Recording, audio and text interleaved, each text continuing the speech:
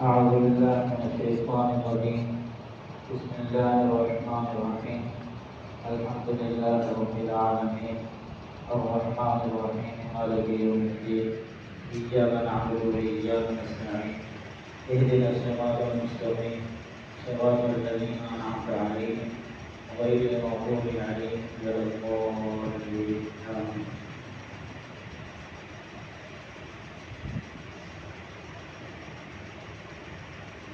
سورۃ فاتحہ اس کے مختلف نام ہیں. ان میں سے ایک نام ہے ام القرآن کہ قرآن مجید کا خلاصہ، یعنی قرآن مجید میں جتنے مضامین بیان کیے گئے ہیں اس میں خلاصتاً سورۃ فاتحہ میں ان کا ذکر کیا گیا ہے. مثلاً 6 مضامین قرآن مجید میں بیان کیے گئے ہیں: توحید، رسالت، قیامت اور احکام، ماننے والوں کا بیان اور نہ ماننے والوں کا بیان. ان سب کو اختصار کے ساتھ سورۃ فاتحہ میں بیان کیا ہے. الحمدللہ رب العالمین الرحمن الرحیم، اس میں توحید کو بیان کیا گیا. اسی طرح مالک یوم الدین میں قیامت کو بیان کیا گیا. ایاک نعبد و ایاک نستعین، اس کے اندر احکام کو بیان کیا. صراط الذین انعمت علیہم، یہ اس کے اندر ماننے والوں کا بیان ہے اور رسالت کا بیان ہے. اور غیر المغضوب علیہم ولا الضالین میں نہ ماننے والوں کا بیان ہے. ماننے والے لوگ کون ہیں؟ اولئک الذین انعم اللہ علیہم من النبیین والصدیقین والشہداء والصالحین. یہ وہ لوگ ہیں جو ماننے والے ہیں.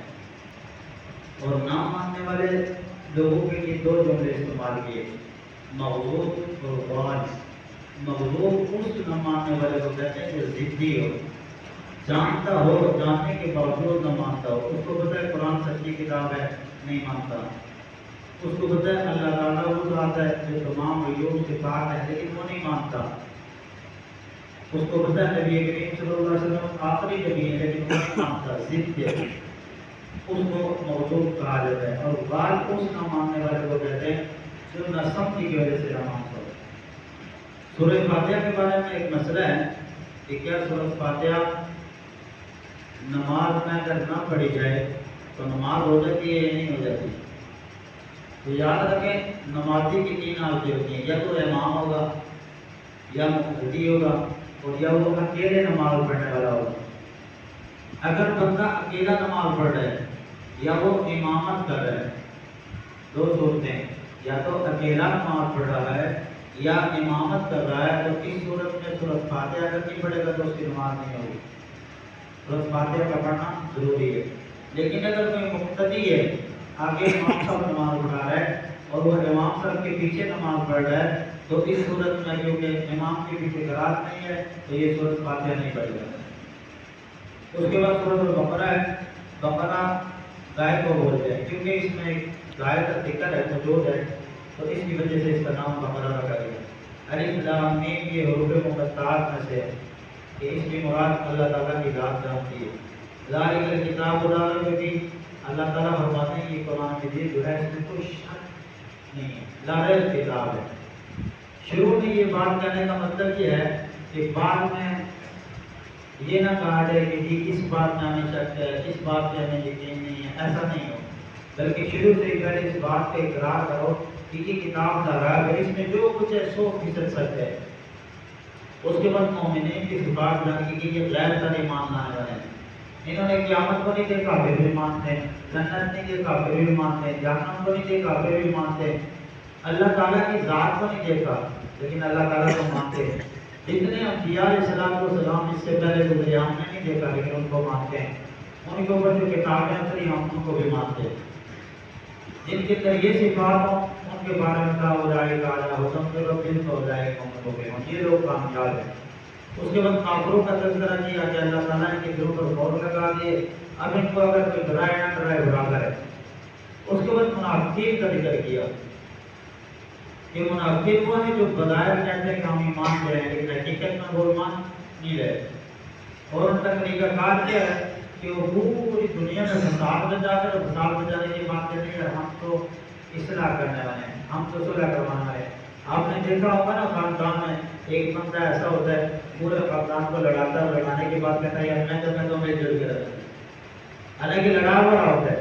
تو یہ منافقین کی نشانی ہے کہ وہ ملک میں شہر میں فساد برپا کرتے ہیں اور پھر کہتے ہیں نہیں ہم تو اصلاح کے لیے۔